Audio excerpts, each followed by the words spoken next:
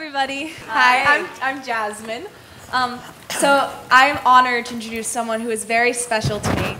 Not only is she a writer, journalist, activist, founder of Feminist.com and Ecomal.com, she's the author of this book, What Will It Take to Make a Woman President? And she's also my mom. So not only does she truly aspire to change the world, but she inspires me on a daily basis and has just been so encouraging, and I could not think of a better way, and I'm so flattered to introduce my mother, Marianne Schnall. Oh, my daughter's here. Thank you so much, Jasmine. And actually, one of the things that makes me feel particularly hopeful is watching my two daughters, Jasmine, who is almost 16, and my daughter Lotus, who is 12, and seeing just how much more sort of centered and self-aware and in touch with who they are than I was at their age. And I see that in a lot of younger generations of women, and it makes me feel particularly hopeful. So first, I just want to thank everybody for coming tonight to help celebrate this book, which is so important to me. I, of course, want to thank Pat Mitchell and this esteemed panel. What an assortment of sort of brilliant minds and huge hearts, and I just can't wait to hear this conversation here tonight. And actually all of the contributors in this book. This book is what it is because of the amazing people that granted me interviews for this project, and I'm so thankful to all of them, the ones who are here and the ones who are not. It's sort of fitting that Jasmine introduced the evening because it's actually my other daughter, Lotus, who partially inspired this project. It was shortly after Barack Obama was elected, and we were sitting as a family talking about how remarkable it was to have our first African-American president, and she turned to me and she just asked this very seemingly sounding, very innocent question: why haven't we ever had a woman president?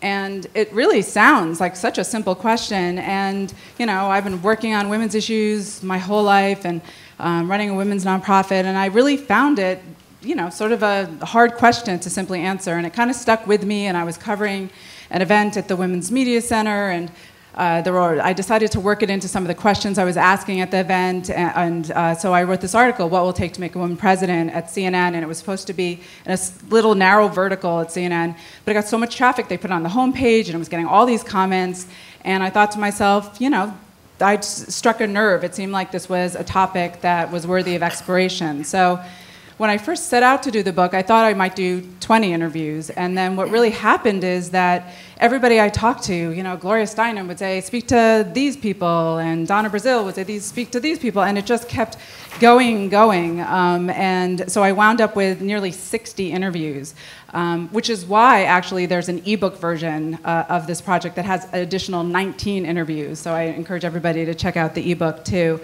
And when I think about it, it kind of makes sense, because this question, you know, what will it take to make a woman president? Why have we never had a woman president? It really does touch on so many important, timely issues that affect our culture and the world right now. One of the most important hopes that I have for this book is that it's not just about having women and go into politics, or even having a woman as president, as important as milestones that would be.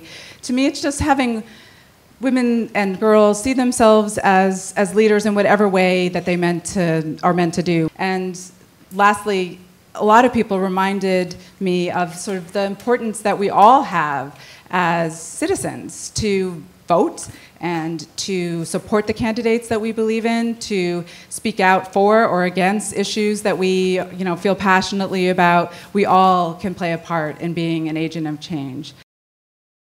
Marianne, thank you for the book. Thank you for the introduction. Thank you for Feminist.com, and for so many other ways in which you have taken the tough topics, the ones that we all talk about in our small groups, and raised them to a level of public awareness that is so greatly needed. And when she first told me she was writing this book on women, leadership, and power, as anyone in the room knows who knows me, it's one of my favorite topics. And so my first answer to her about why is it that in spite of all our progress we still don't have that, woman in the White House. I said, well, we will when we're ready for it, because we know we can elect a woman. There are enough of us to do that. So I hope that at the end of the evening, we'll be a lot more ready for it and ready to take on the challenges that we know still remain. Marianne listed a lot of them, but our panel who are here this evening are going to add to the insights and wisdom that she gained in writing the book and that you'll find in all of the interviews that are in the book as well. So let me just briefly introduce them, and we'll get right into this conversation, which will become interactive at some point. So we're looking forward to having your insights and observations too. Joy Behar, who everyone recognizes from all of her many years on television. Joy has done so many things as a writer and actress. I like to think of you as a journalist too, actually. Really? Oh. Welcome to the community. Okay, I'll take that. So you'll take that, right, Yeah. and accept it. Marie Wilson, sitting next to her, needs no introduction in any place in the entire world where people are talking about women in leadership. I mean, the founder of the White House Project. By the way, their full bios are in your program, so I'm just doing the cliff notes because I think this is a group of people who know each other and who are all very engaged in the same work for a long time. But Marie, you've been in that work for a very long time, and we're the first to ask the question in a serious way and set up an organization whose whole goal was to make sure we put a woman in the White House. So don't give up, Marie. I'm not. She's not. We're going to get there, I'm sure. It's so nice to have you here with us. I walked up, I said, I know you must be Don. He said, how do you know? Don McPherson is an NFL veteran, a social activist, and really critical that we have your perspective here this evening. So thank you for joining us. Really. Elizabeth Lesser is one of the women I admire most in the world, and it's always great to have a chance to have a conversation publicly or privately, because I always leave all conversations with Elizabeth knowing something I didn't know before. She's the founder of the Omega Institute and an author of many wonderful books, important, groundbreaking books. Thank you for being here, Elizabeth. Next, Julie Zeilinger. Julie is an author, founder, and editor of the FBomb blog. So welcome these as distinguished thinkers and leaders and activists and people who know a lot about this subject because they spend a lot of time thinking about it. I think it's impossible to separate those two words of leadership and power, and yet as Elizabeth and other people know in the room, every time you try and talk about power in a room primarily with women and men who love them, you find it's a very difficult subject. We have a very complex relationship with power as women, and I like to suggest that's one of the reasons that we're still asking this question. Why is there no woman president? So Marie, I'm going to start with you because I knew that. You did, didn't you? I did. But you have been thinking about this for such a long time and spent so many years training women, preparing women, leading the conversation with people about why isn't there a woman in the White House? So why isn't there? Okay, well, it's interesting. When we first started the White House Project years ago, it was a very different place, but it was at a time in '98 when they were already thinking about Hillary. People were already thinking about Hillary for president. But what was interesting was I called Kathleen Hall Jamieson, because she's worked so long in the field of politics and media and is so smart. And I said, what do we need to do?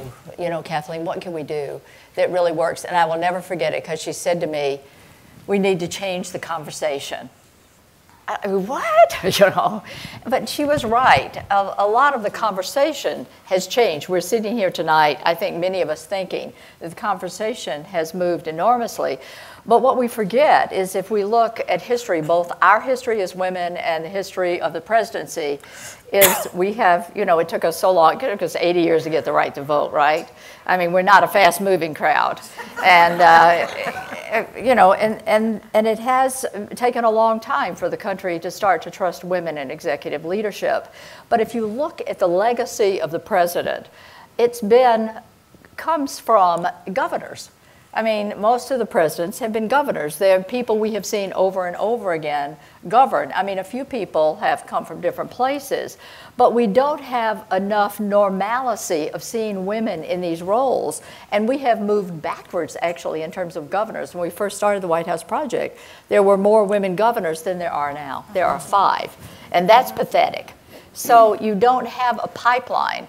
We don't have, I mean, I've been thinking lately, the White House Project trained actually 14,000 women to lead, and Tiffany Dufu from the White House Project is here tonight. So she knows the history of how we work to get a diversity of women trained to lead. But there's not this sense that this is a way that, you know, we haven't been training actually numbers of people. And so we don't we celebrate, what makes me angry, Pat, is we want a woman president, and then we celebrate when we make a 3% gain in Congress. I mean, stop it. I mean, it is ridiculous. When we started the White House Project, we were 47th in the world. We are now 92nd in the world in women's political representation. Wow. So I think a lot of it is actually starting to have a different conversation even now, changing the culture, you know, and actually building on men like Don, men who are ready. Men, well, you know what, this is it. It is really messed up now. And usually we get to lead when things get messy enough. So there. No, that's when we come in to clean it up. Well, we do. We get to come in and clean up. That's right. But there's a lot of issues that come, and cultural issues about women. Yeah, and Marie, you set the stage very well, but I'm going to try and carry through lines on the answers because there's so many ways we could go on this. So you mentioned one of the clear reasons why, and one that isn't talked about as much as some of the others, and that is the lack of a pipeline. So I'm going to go over here to the youngest person sitting on the panel, I assume. I'm just guessing. I think maybe, yeah. Because we all bemoan the fact that we talk to young women in your generation, and it's like, oh no, politics, oh no, don't want anything to do with that. So how that attitude is really impacting how many of you are moving into the pipeline of leadership. Talk about that. I think it's a little more complicated than looking at leadership as something that's unattractive. I think it goes back to the way that women are still socialized differently than men at a very young age. We're still praised for being pleasing and non-confrontational in a way that men are not. And as we get older, we're also socialized into this kind of perfectionist standard, whether it's unattainable beauty standards or academic standards. I think women just look at leadership as requiring a kind of perfectionism that men really don't. And that's the thing I see more than anything else, more than looking at women leaders and thinking, that's unattractive, that's not something I want to do. I think women, especially my age, look at it and think that's not something I'm good enough to do, that I have to be so much smarter than I already am. I have to be so much more accomplished, where I think guys my age tend to cut themselves a little more slack and think that they can take on leadership abilities with the same qualifications. There have been endless studies on that, actually, that you walk into a room and women, the most qualified women in the room, will still not raise their hand when they ask, could you be CEO of the company? But every man in the room goes, absolutely, yeah. Call on me. That's a very interesting thought. So to follow up just for a moment, how does your generation then feel about power? When you hear the word power, is that something you move towards or you move away from? I think women are actually starting to move towards it more, and it's something I've noticed with this whole Lean In conversation. I'm not sure how many women my age have actually read the book Lean In, but it's sort of become this cultural conversation where we're able to use it as an excuse for wanting power or asking for power. I've seen so many young women my age say things like, or reach out to someone through an email for an internship and say, oh, this is me leaning in, I really want this opportunity. And it's sort of, so we obviously really want this power and we want these opportunities, but I've seen with specifically this book, we kind of needed that excuse to sort of maintain our femininity at the same time as asking for power. Wow, That's interesting. there is so much in that answer. I want to go there so badly, but I won't go. We'll go. So Elizabeth thought a lot about this. Power, leaning in, women the way we do, our generation certainly, we've had a complex relationship. How you respond to what Julie's just said, and add your own thoughts to why we aren't where we need to be. Well, you know, when Lean In came out this past spring, you know, it was thrilling. It was thrilling to see a book about women's leadership go to the top of the New York Times and all these lean-in groups start. And I was very excited about it, and having met Cheryl and know that her intention is so good. But I was also surprised that the conversation felt a little truncated to me. Lean into this corporate structure that we're all really so sick of, and is so destructive on every level, whether it's the environment or personal relationships, or the fact that lean in and then who's going to take care of the kids, and there's no conversation about childcare, and that, so the conversation felt so aggressive in lean in, and we weren't asking for what, why, and what happens when we get there. And I think that's the catch-22 for a lot of women in power and leadership. It's that, yeah, of course I want power. Power really is just energy. It's just expressing your full creative self. Like the sun is powerful. We all want to shine like that. But, you know, as Gloria has often said, oh, and I just want to say that right now Gloria and Oprah are getting the Medal of Freedom in Washington, D.C. So that's really great. Yeah, it's lovely. It's great. Yeah, good for Gloria. She deserves it. You know, Gloria has said it's not necessarily that women will do power any differently. It's just that we're not corrupted by power yet. Right. And so I think there's this fear that, like, if I seize it, I'm going to look like the same corrupted assholes that I don't want to become. So it's a kind of like, I want it, but I want to do it differently. And then you have to work so hard to get into it. Like Nietzsche says, be careful when you fight monsters, you don't become one. Like you have to fight so hard to get up, and suddenly you're it. You're just it. And it's hard. It's hard to know how to get into the system and not be of the system. So I think we've been struggling with that. It's a righteous struggle. And I think it's going to be so interesting. Rich material there to come back to, too, if we can, later, about once we lead, what difference do we make there? The problem is you.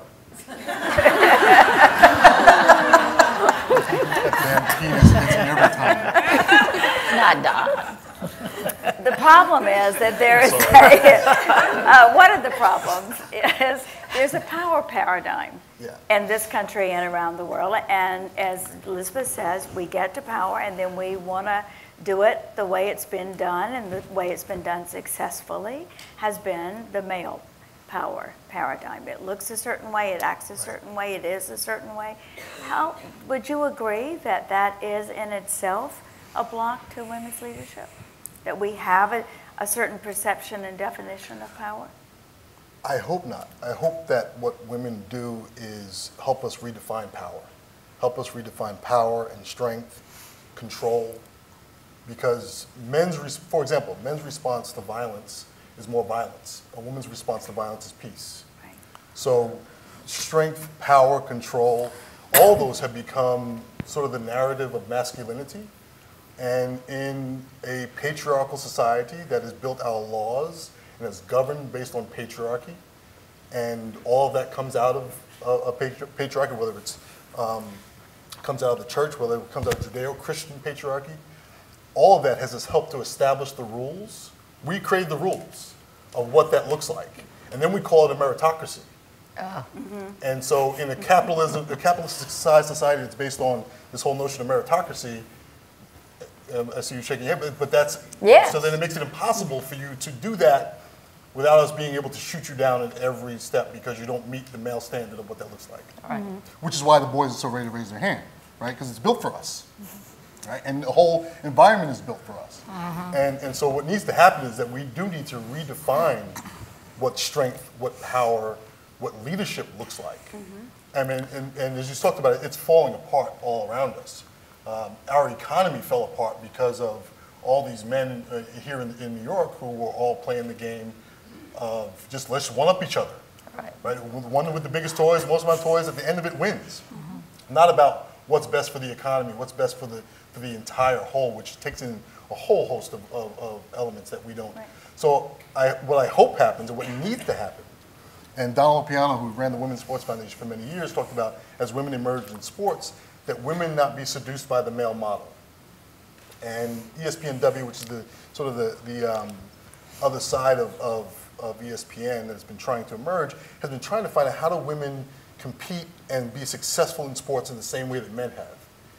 And there's all this talk about branding. I remember being at an ESPNW summit and saying that women can't brand themselves in sports the way that men have. Please don't try that. Because as you said, we have completely fucked it up. And pardon my language, I'm sorry. That's right. We have the F-log here. I think I have to apologize. Right. But, and so there was all this talk about branding, right? And women must, the brand for women must be the authenticity of women. And not trying to fit into that model that you're talking about.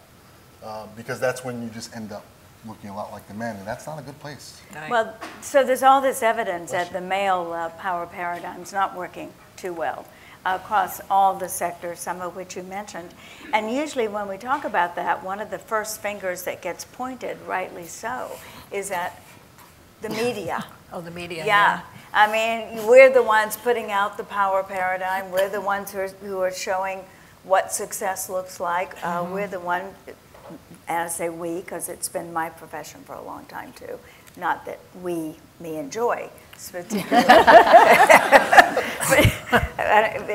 not our business, but it is the business of media. So let's bring that into the conversation, the cultural challenges that remain and how much of that has to do with the images that we see of women and men. Well, it's still, about how high is the heel, how much plastic surgery you've had, how short is the skirt, all of that still in the on television, and everybody wants to go there. And I always say that the only way to age gracefully in television is to die young. Very true.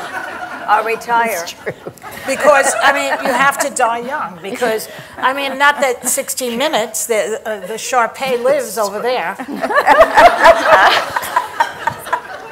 And the mouth noises, etc., are just impossible to listen to on 60 Minutes, those men. And then they bring in a sexy woman, this one woman who has to apologize last week for the big faux pas about Benghazi. But I was sort of picking up about women's confidence because I really didn't have it much when I was young at all. I so admire you girls, and Lena Dunham, who flaunts her body even though she's no beauty. I love that about her. She's always naked. And it's that progress, I'm not so sure. Well, she's just not shy about the fact. Women are naked on television continuously, but they're all perfect bodies. Hers is not, and she's also willing to show that. So that's what I appreciate about Lena. But I was going to relate to the fact that, when I was starting in comedy, I've often tell this story that the men would get up there and bomb. They bomb. They'd talk for 15 minutes and not one laugh. They'd get off and say, how'd you do? I was like sitting on the side testing them, how'd you do? And they go, I had a good time. Well, you're the only one.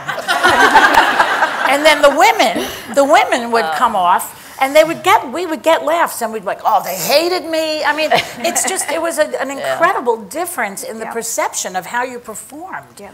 So part of it is confidence, clearly, having that confidence to first step into the game and lean in, as it were, if you knew you were going to do it.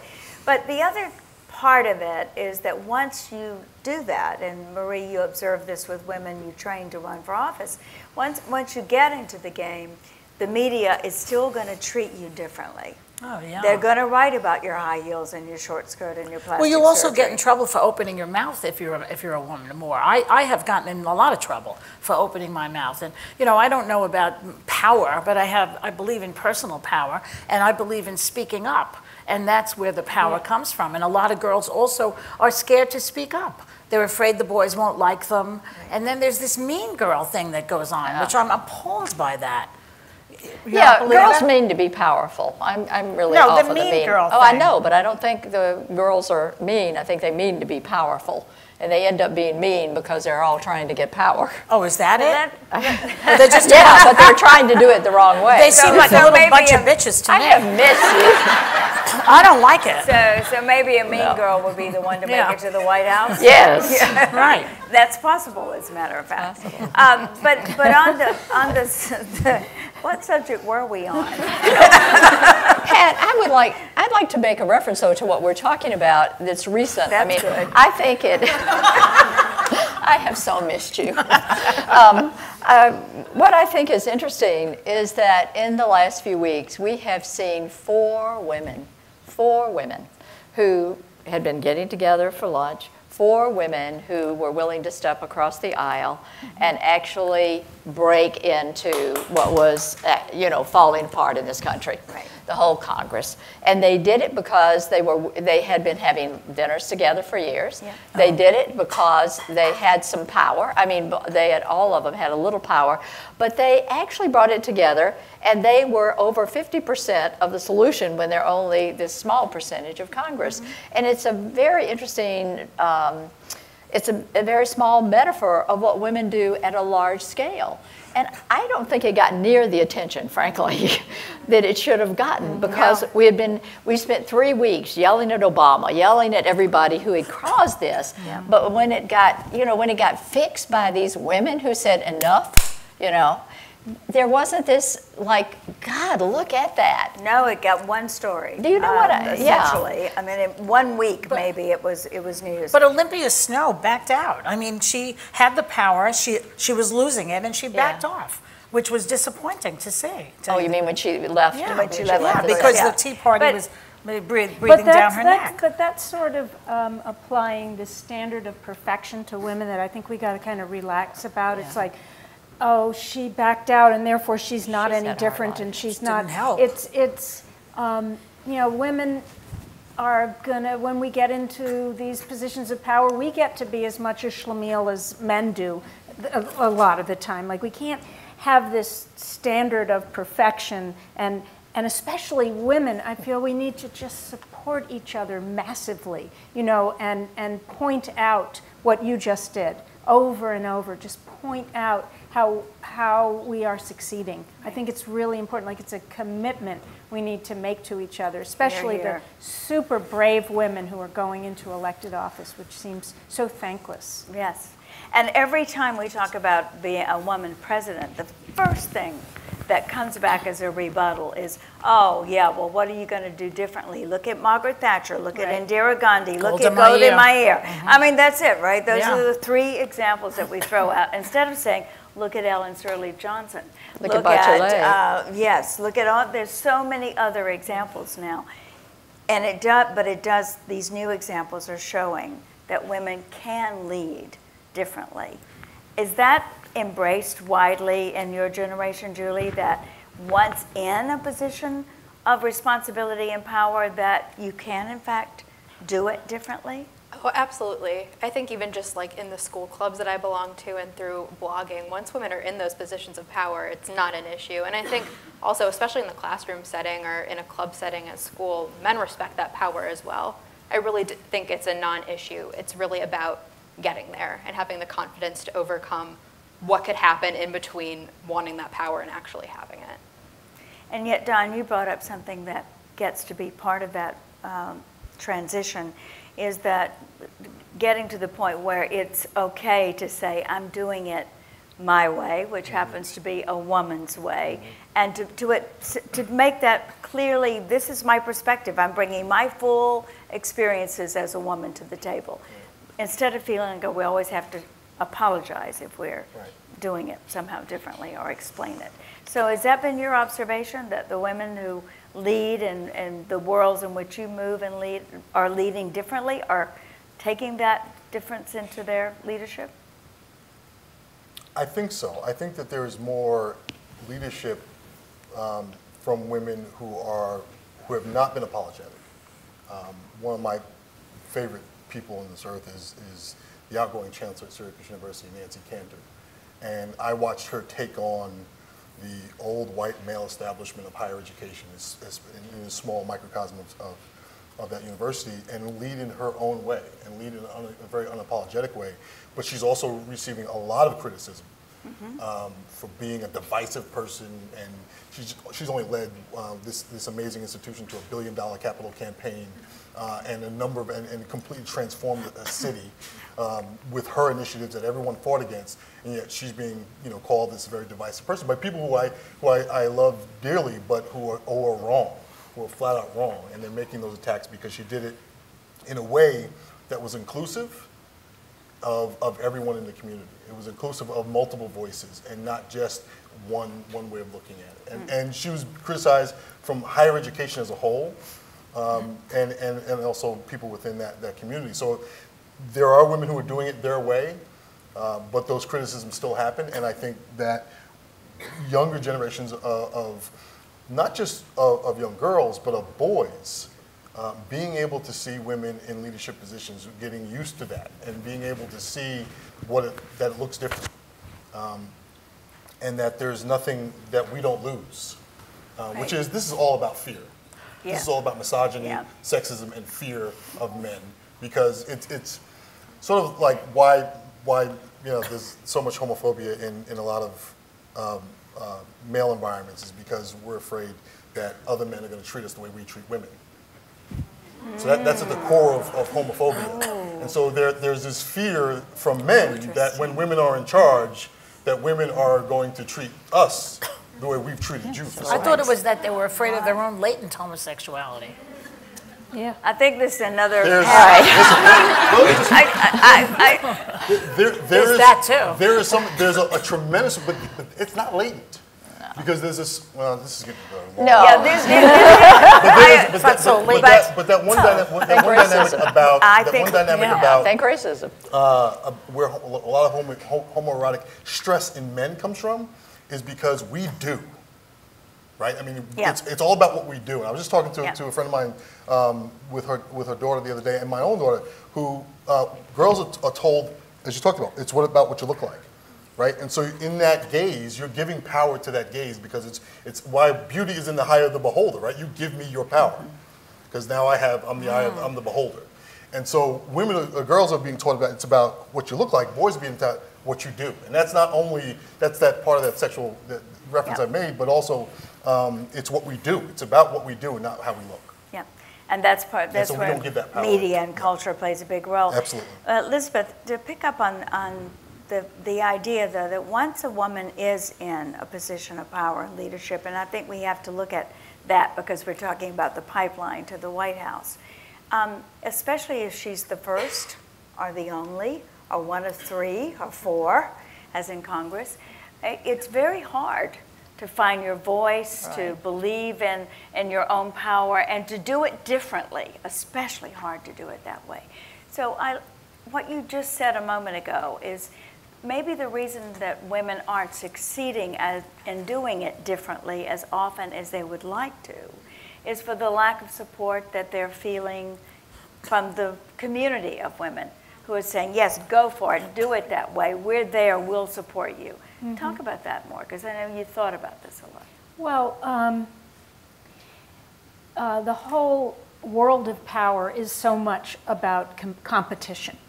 I mean, that's the, I hate to call it male or patriarchal, but as power has been defined to date, it's all about climbing over the other guy to get to the top. So if that's the rules of the game that we're entering, and you know you're not going to get there unless you play by the rules, it's very difficult to do it if you don't have a bunch of women around you saying, let's change these rules together.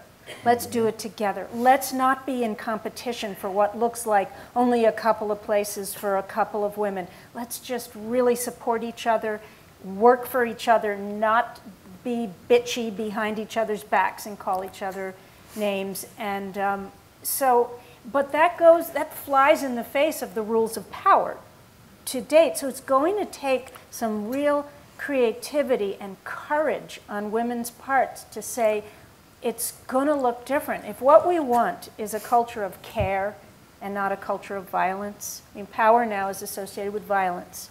If we want to associate power with care, we got to start caring for each other and doing it every step of the way. At the very bottom level, start doing it differently, being the change. It's not just about, I don't think, about care. It's also about succeeding.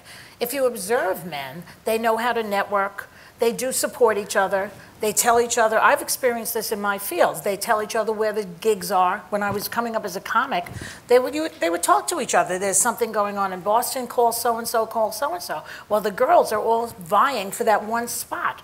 We were told, well, you can't have 3 women on a stage at once because it's not good for you. Well, there were 3 men on stage talking about masturbation. This is what their favorite subject, And somehow that worked for them. So I observed as a comedian that if you watch the men, how they do it, it is a cooperative system that they're in. That's why you can't get into their clubs, because they are working for each other. And women need to understand that. It's not just about being nurturing. It's about succeeding. And then women should understand it's to their benefit, and it's in their interest to cooperate. Let's bring it back to the subject of getting a woman to the White House. And one of the other things, because all this is part of it, by the way, but I'm to ask a specific question about another claim that's made, Marie, and I know you have research about this, that women don't vote for women when women run. And is that true? That's not true, right? But it's one of those myths that has... No, women actually really do support women. I mean, Emily's List, which is one of the biggest political organizations in America, is built on the fact that actually women will vote for women. I think that myth comes out of some kind of women won't support each other. What I think is hard, or at least what I've seen, is when women get out there, because we've had so little representation, that we are particularly concerned about what another woman does, because she represents me. And there are, I think, Don, I'll be careful, but there are so many men out there that mess up every day that they don't pay attention to it, quite frankly, because you've got numbers. We don't understand systemic issues in this country. The systemic issue is about numbers. When you get enough women, then it stops being a question of gender. It stops being a question of what's she doing, But when you've only got one woman, she has to be man enough for the job. She has to look like, what she needs to look like. Her hair has to be good. Hair has to be, I always do this. I have political hair. Watch this. How many you do? You do. And Marie. I do. So I guess you're our candidate. I am. How many conversations were there about Hillary's hair? Oh my God, the number of conversations. We could have been elected, everyone. No, but I think we hold each other, understandably, because there aren't numbers. And what was so frustrating to me about the White House project, frankly, is we would go into a state to train women, and they would say, we have a training program. We say, oh, tell us about that training program. How many people do you train? 20. You trained 20? You trained 10. We trained 100 women at a time. I don't think, first of all, people think women are in power, so that's a problem. But the second thing is, we don't think numbers. Like, if you really want to take over, and get your fair due, you have to really start thinking numbers. This is my proposal, that we train women in grammar school. Every woman in this country learns to run for office. I'm serious. Yeah. Because women will run if they're trained. And if there are enough of them, we will stop picking them apart and we will vote for them. And what did they tell you? What was their number one reason for not going to the next place, the next race, the bigger, so that pipeline gets better? What's holding them back? What's the primary thing? Of going after they've been mainly because people actually say to them, we are not encouraging with the courage that's in that word each other. They're like, oh my God, you're not ready for the legislature. We don't say that. They get held down often by these comments about how long you have to stay in one place. Oh, you haven't served on the city council long enough. It's boring today and tomorrow. But, it's held to a different standard. A different standard of when you can move up. Go where you feel like you can make a difference. Okay. I shut up. Well, to move to a specific, Hillary was ready. She certainly had been in all the right jobs leading to that race, and without going into a diagnostic on what happened the last time. What are her prospects now? Julie, what are her prospects? Well, I think my generation's incredibly excited about her. And I think it's a very different attitude this time around. I think my generation watched what happened with her and Sarah Palin in the media especially, was just totally horrified by that and sort of turned off by that, the way that they just completely dichotomized them as like Hillary is this shrew man-hater and Sarah Palin is the bimbo. I think my generation just sort of looked at that and just wanted to get as far away from it as possible. It was just so intimidating to us and so horrible to us. But I think this time around, having seen what Barack Obama has done, I think we're ready for Hillary Clinton. And did you sense that crossed party lines, that new revelation and awareness? I think even conservative young women look at Hillary Clinton as a role model, sort of divorced from her political career. I mean, she's an incredible woman. She's constantly, obviously, on all of these lists about the most accomplished women in America and just revered women in America, because she constantly puts herself out there. I mean, look at the way she was treated, and every single time she gets back up. I think regardless of her politics, young women can appreciate that and look up to women like that. What do you think her prospects are for 2016? I don't really know because there's so many factors, everything from her age to what goes on in the next couple of years. But I'm really still going to go back to what I'm really interested in. Is she the woman who will get in there, and once she does, maybe not in the first term, but hopefully in the second, really work for what is a misnomer, women's issues, real human rights issues, which are often considered too simplistic and small in the patriarchal view of power, which is child care so that all people can work and our children are raised well, education, the environment so that we actually have a home to live in. Is she going to stand for that? Is she, you know, we've been strangers in a strange world, women and power. Is she going to be strange? Meaning, is she going to take a stand for what's different and new and claim women's issues and make them human rights issues and clean the mess that the earth is in now? That's what I'm the most interested in. Sometimes I think she will, and sometimes I don't know. Do you think so? Well, I think we're talking about equality issues right now. I think we're talking about the most serious issues are the issues that comprise the gender gap. The gender gap is about the issues of equality, which I think we're struggling with. So I don't think it needs to be that Hillary is going to get in and think about women's issues. I think Hillary is going to bring the values that we vote on as women, which comprises that gender gap, which is access to education, which is access to health care, which is not the divisions around poverty, the horrible divisions we have in this country right now around, you know, income. So I have confidence that those are her issues. I really do. But she was the first person to say women's rights are human rights. And yet, one of the criticisms that came out of the last campaign, just to use this as an example of what can happen when women run for the presidency, is that she moved away from women's issues and therefore her core constituency in the campaign by trying to be tough enough for the guys. That's voting, true. you know, I can be the same kind of military leader, commander in chief, et cetera, et cetera. I'm, you know, quoting many of the press stories that were written and comments that were made. So that always becomes a challenge for a woman candidate. Well, I think it's going to be hard for her because look at Obama. President Obama, the obstructionism that has been going on since he took office, and a lot of it is racism. So I expect you know, sexism to rear its ugly head by these zealots on the right, and I think she's going to have a very, very hard time. You know, it's just going to be just as difficult for her as it is for President Obama.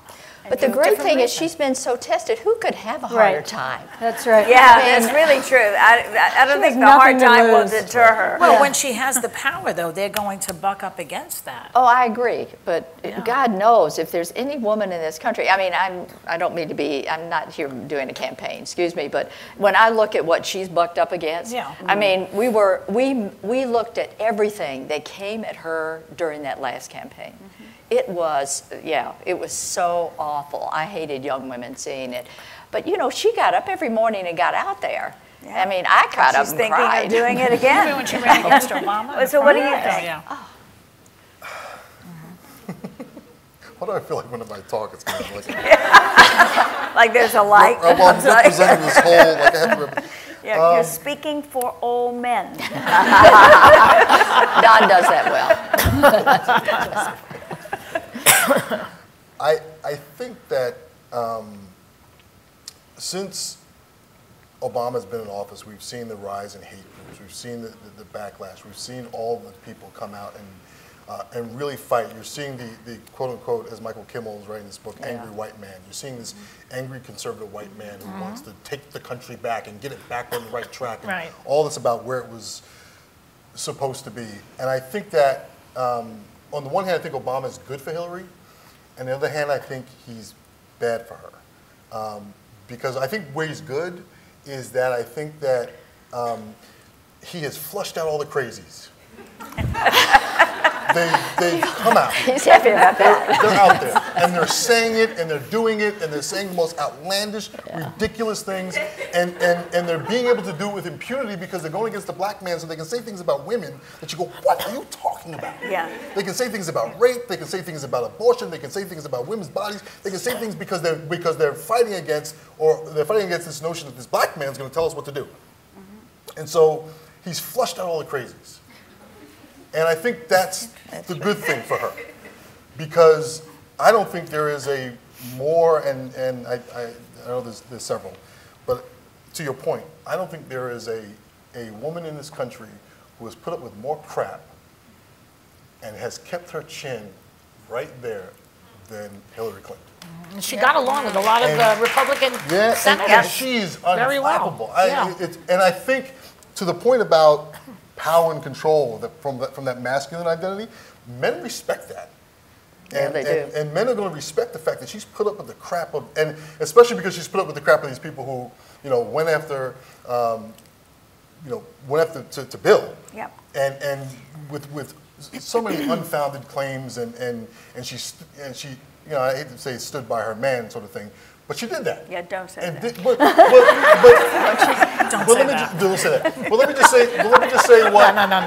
Let me just say why I don't say it in the 1995 term. That for all the people who want to throw stones and who want to claim that they're all about family and all about family values, well, here's a family that's still together through all your shit. So you can, and she's not sitting there saying, I'm baking cookies because I'm doing my own thing. You do your thing, I'm doing my thing. And people have come to terms with, here's a family that has stayed together. And you want evidence of what a strong family looks like? Look at Chelsea. Chelsea is the bomb, right? So you can't argue that. And I think over time, all the stuff that she's dealt with will gain the respect of a lot of people. That she is not backed down from any of that. And I love what she's doing now. Just keep saying I'm not running, but keep doing the things that interest you. And keep being true to yourself. Other than hiring you as her campaign manager and her communications director, because you've just given her the campaign, I would say. What other recommendations would never mind, I'm not going to go there. Because we don't want to focus this too clearly on one woman and one candidacy. What we come back to over and over again is why can't we find another woman to talk about? Elizabeth Warren is in the bullpen. Kristen Gillibrand. Kristen Gillibrand. Yeah. Elizabeth Warren is. Yep. Kamala Harris out in California. We can't find that many great men either, so. There you go. That's true. That's the truth.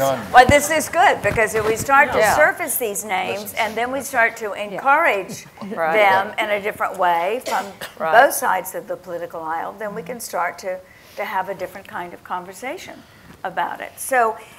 In the few minutes that are left, then, let's get very specific about the advice and counsel we would give so that we can get past the barriers. I think that probably everyone in this room understands what those barriers are beyond the ones that we've talked about, and they're certainly in Marianne's book. But seeing them all and knowing that many of them are still intact, although some of them have softened a bit, and maybe we see an opportunity to tell the leadership story differently than we've told it before. We certainly had a great example in the last few months. What is the single most effective strategy that each of us could walk out of here now and say, all right, we're going to have a woman president in 2016. Here's what we can do. That's yours. What's the single most effective strategy that we could have? I mean, that's hard. I think one of the things that we could commit ourselves to in terms of a single strategy is how we every day stand up for women and say something when it, you know, it's kind of that see something, say something. If it's Hillary, if it's Gillibrand or whatever, I think we're attuned sometimes to not getting in there and immediately not protecting them, but at least standing up for each other. I mean, really standing up for each other. And I think we could, what I think we need are all over the country for women. I think we need circles of courage. I've been talking about circles of courage so that we're encouraging each other. It's not just about encouraging Hillary Clinton. It's about every woman in this room, every woman in this country starting to see, to live a courageous life and to feel like they are able to do things. So I've been looking at what we used to do at the White House Project, which was say, give me your 5. Who are the 5 people who see you? Who are the 5 people who tell you the truth? Who are the 5 people who give you courage? And, you know, if we start kind of getting our own courage together, I think we can actually do more for women and for men. Fantastic. Elizabeth? I've been reading this book called Covering by Kenji Yoshido. He's a professor of law at NYU. And he talks about covering being the next great civil rights movement, which is being, as you say, courageously, authentically yourself. So once you get into power, still, if you're black, if you're a woman, if you're gay, you still have to play by the rules and cover your authentic self. Perhaps as a woman you feel like, as our friend Eve Ensler says, I am an emotional creature. I love my emotions. I want to cry. I want to feel myself as a woman in my body. I don't want to have to get into power and act all buttoned down and watch myself all the time. Am I acting the way they act in the power? So I would say all of us being very courageous and just being ourselves, whatever that feels like, and trusting that how you present authentically is what we need. We need authentic people. We need alive people. People we can believe. Yeah. Yeah, and trust. And so that starts with believing and trusting yourself. Yeah. Joy? I think it was covered already, what I would say, tell you the truth. I mean, I'm all for opening my big mouth, and that's where I'm at. You know, and it's like if someone makes an anti-Semitic statement, you open your mouth. If someone says something racist or homophobic, look at what happened to Alec Baldwin this week. It's not pretty. People turning on him. And women, you know, are, you know, I don't know, in this world, it seems that women are getting the short end of the stick, and this country's the least of it. Some other countries in this world, it's horrifying what goes on. And so you can't say, oh, I don't have to stand up for women, because it's not that bad for women, because we're sitting here with, you know, clothing and jewelry, and we're fine. Women in Afghanistan and India and places like that are getting beaten to death. So you have to stand up for women. It's not really an option. And women in this country as well. Of course. Right here in the city. Don? What would be the strategy that you would deploy to get a woman to the White House? It would be a little bit more subversive than what you've heard here, and I think there needs to be, and I think it's happening in a very slow and clumsy way, is that men are starting to see, I work with men around masculinity and the effort to prevent men's violence against women. It's all talking about masculinity. We were talking earlier about how I said that my life has been more adversely affected by my gender than by my race. And it has been the narrowness of masculinity that has kept me from so much that matters.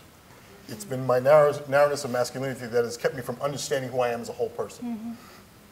one of the I always say about we don't raise boys to be men, we raise boys not to be women.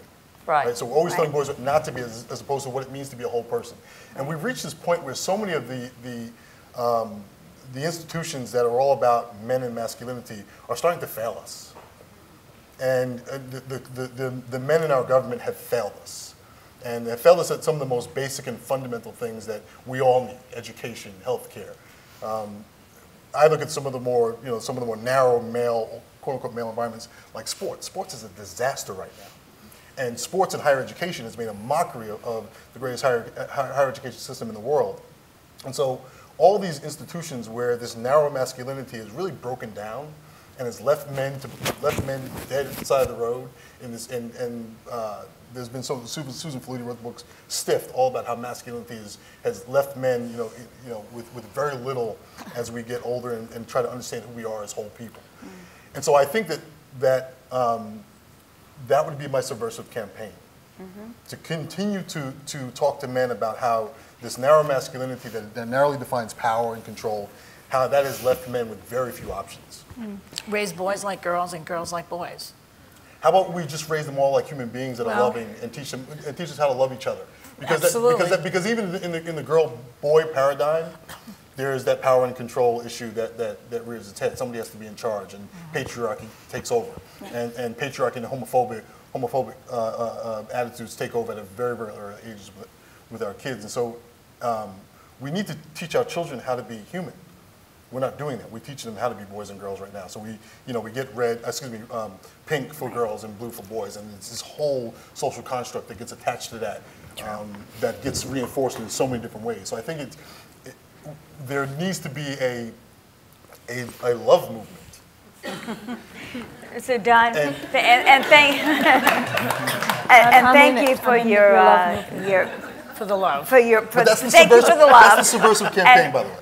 But yes, okay, it's subversive and very important. How evil and pernicious. Yeah, but it's going to take a long time. It's going to take longer than between now and 2016 to. I don't think so. I don't think 2016. Wait. I was going to go. One thing okay. about that is that the next generation moves a lot quicker than we do. Yeah. They move a lot quicker, and That's there's true. so much more. I mean, look what happened in the Arab Spring, the ability to communicate in mass, Right. and to get behind something that is affirming as opposed to something that's trying to scare me. I think they do better than we do. I couldn't agree more. But my question is, given that all men are not where you are, if they were, we'd be in a very different place. But do you believe that men in this country are ready to support a woman president? I believe there are more men who are willing to than will say it publicly. So will they vote? Yes, I believe so. And I'll give you an example. So Black people did not put Barack Obama in the White House. Right. No. Not enough of us to do that. Yeah. Right? So there were a lot of white people who put him in office twice. So they might not say it publicly. They might not brag about it now, but they're there. Very well said. So Julie, we're counting on you. Shift right down there. We just threw the ball your way. Well, I mean, I completely agree with everything everyone would say. And I guess just in terms of going back to the question of a takeaway, I think I'd just add that the problem is not just why don't we have women running, why hasn't a woman run? It's just so much more complex than that. Right. It's about the way we're raising women. It's about the way we portray women in the media. Right. It's about everything that comes together to create my generation of women, a generation of women coming up. So I think it's just approaching the issue of leadership in women, not as a matter of getting women to run, but rethinking how we raise women in this country. And boys. Yeah. And boys. And boys. But given that we are still trying to get to that goal, could you, and this is really putting you on the spot, so apologies for that right before, but could you give us what kind of woman candidate would capture your generation? Good question. I think there's probably many answers to this, but just authenticity, I think, is probably one of the most important qualities. I think my generation has grown up with so much crap, you know. Like, I was in 3rd grade when 9/11 happened, and that was just sort of the start of, like, this very depressing worldview. And I think my generation just wants someone who's going to level with us. Be like, there's a lot of crap that's going on, and we really want to deal with it in a way that's not this crazy, political, corrupted way. We just want to fix things. So I think more than anything, it's just authenticity. Good answer. Can we go find an authentic woman here? Yes, of course. We know many. Thank you. That's a great answer. And on that answer, I was going to thank all of you for being here, and and thank you again, Marianne, for the book, where there are many, many more insights about why there hasn't been a woman president, and in those insights, helping us all lead to the day when we can go in and vote for one. Thank you for being a part of the panel, too.